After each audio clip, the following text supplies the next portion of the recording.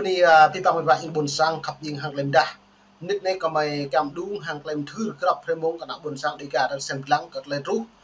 berlah ra ne bu lum nui hanel de boh sang pada boh bun apa boh kring kata lai kah hung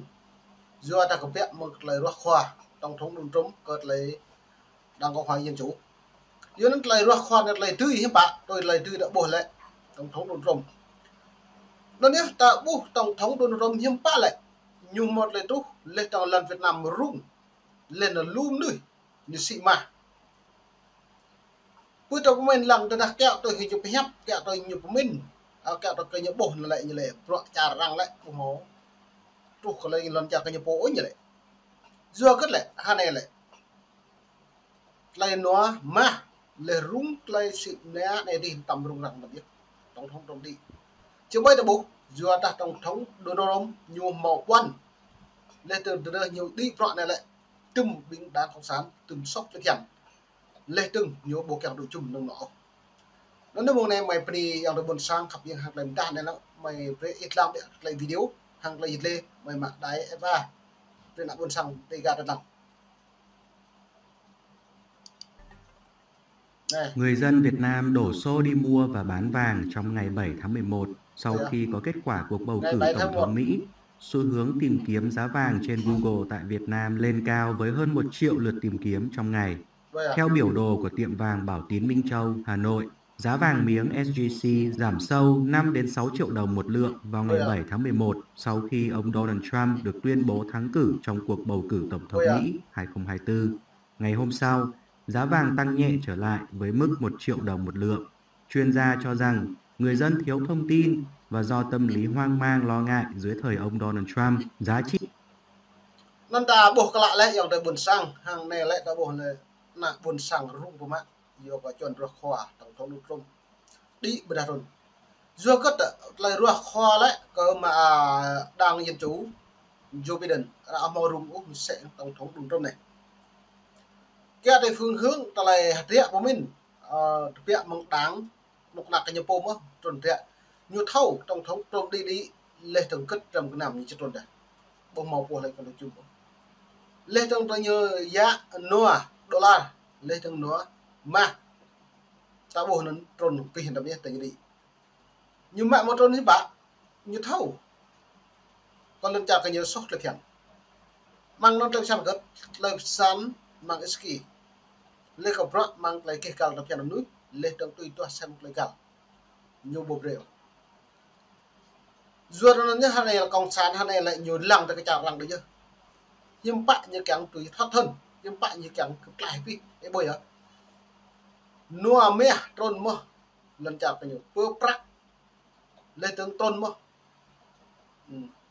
tôi học prắc Thái prắc Việt Nam về mày prắc Việt Nam đi xong rồi này bạn làm sao support prắc Việt Nam là prắc Thái lại máu hơn bạn chừng chút vào chút tu tung tu vàoนั่นแหละเราที่มันโดยล้ำเขาป้อรักไทยนั่นบ่มาดีอุ๊บ500 tương đích bữa nay hiện tạiรักไทยđi lên ta ba lần làรักđi sau được bữa đặc biệt là cái lần chào Việt Nam nhất đi mà như đọc rồi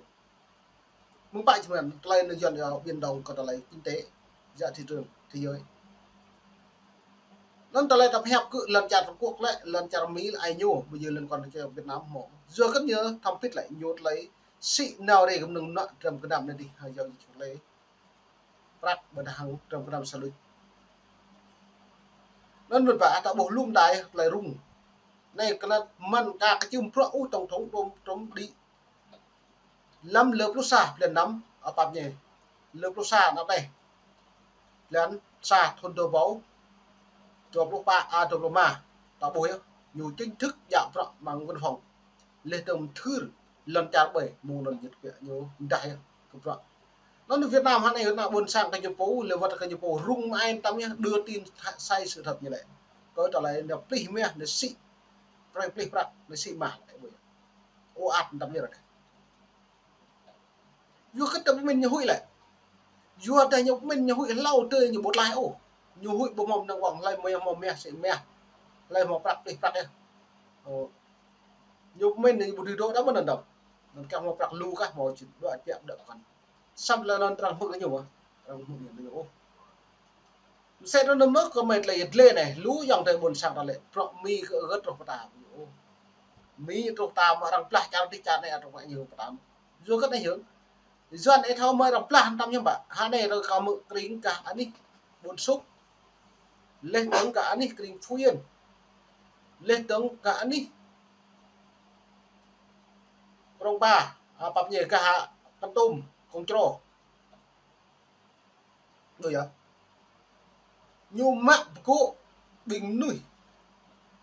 nặng buồn sang đi gà ta nếu linh hẳn bữa đà là mộ lại đã dự thốn nào nào vậy em ơi nhưng bạn lại vừa cất nhiều rung mà thốn plan mới như càng mạng hàn lu cứ mạng hàn lu này bạn như mà nó về quải thì màu mạng hàn lu càng kẹt kề cái nặng buồn sang trong mức rồi lúc đừng đã là lau đi nuôi để gà lấy vật bình dân bộ đội thì tôi buồn lê bây giờ như tôi buồn đâu tôi buồn cỡ bính công an tôi buồn bình buồn sang bữa nay bảo vật bộ đội ở đâu lại này dạ hào một cái còng là an ninh bằng play mà công an huyện công an sang an tỉnh bằng play mà có một phi play bây giờ mà play nào buồn sang và bây giờ một này giữa các những bộ kẹt là có mình nhiều bộ hội nhiều bộ như lệ bình nạ đi ra tắm đi càng plak đấy nhiều xong tự nhiều bật hậu tụm lúc cái nhà nào buồn sang và một plak nhiều rất là càng plak nhiều cứ đạp plak nhiều phao lên về cả nhu tăng nhu plak tăng nhu mình bảo tăng dạp phao là nhu plak nhiều mất nó mới về xem tăng bị các lấy biên đối plak này là lấy rung lần chặt Việt Nam Trị của đồng đô la xuống kèm theo giá vàng xuống nên người dân đổ xô bán vàng. Pháp chuẩn bị triển khai tàu sân bay Charles de Gaulle đến khu vực châu Á-Thái Bình Dương trong vòng 4 tuần nữa. Trang tin Naval News dẫn lời một sĩ quan cao cấp của Pháp cho biết nhóm tàu sẽ có chuyến thăm lịch sử đầu tiên tới Nhật Bản và Philippines. Khoảng 3.000 lính hải quân và không hải quân sẽ tham gia các cuộc tập trận trong lần triển khai này. Tờ Hoàn Cầu Thời báo của Trung Quốc hồi đầu tuần có xã luận lên án việc Pháp triển khai nhóm tàu đến khu vực châu Á-Thái Bình Dương, gọi đây là nỗ lực của NATO nhằm mở rộng đến châu Á-Thái Bình Dương, phá hoại hòa bình và ổn định của khu vực. Dạy nó mất lại đã bộ ra này lại bình nhiều hơn này lại càng rất mét lấy học toàn lên tướng ta lại tập trận với anh Việt Đông cứ đi đây như tập trận anh Việt Đông bởi là bộ anh Việt Nam nhất lại thì ra là cái nhận Việt Nam tắm ấy bình Hà Nội như gì rồi lên trong như gì lo thì phải nhờ rui cái nào buồn sang ta nó về không xa từ xa đấy như vậy tập năng nó về quậy xong cất lại trong tầm nhà rung phi vàng tầm nhà nên phải nên về độ hiện tại một quý mà pani đã ban hiện bọc lại bộ này lại ít lê rồi về còn lại tiếp buồn sáng lên từ người dân từ lúc tạt lại ta lệ lúc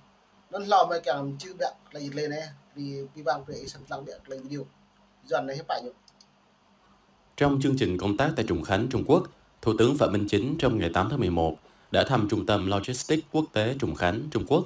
và đón chuyến tàu nhanh ASEAN xuất phát từ Hà Nội tới đây. Hiện nay, tuyến đường trên bộ, trên biển mới đã kết nối Trùng Khánh với Việt Nam bằng nhiều hình thức như liên vận đường sắt đường biển, đường sắt xuyên biên giới. Mau tương lai một niệm nạp lại Việt Nam nhập bọc vào măng cơ Trung Quốc một màn này để mạng mong Hà Nội trục vào anh đi được lắm. Dù cất là có như lệ nhiều cái thù mà dù cất lại nhiều một rồi chỉ liền chính thức bị nhiều bây giờ đáng con sạch Việt Nam một cái thù Trung Quốc có năng nặng buôn sang đấy chứ khi là cái Trung Quốc cũng vậy. Đó là đầu xe nó mùa này lao bị mùa này dòng được buôn sang mới lại chuẩn bị dù này lại mọi từ lúc đi đối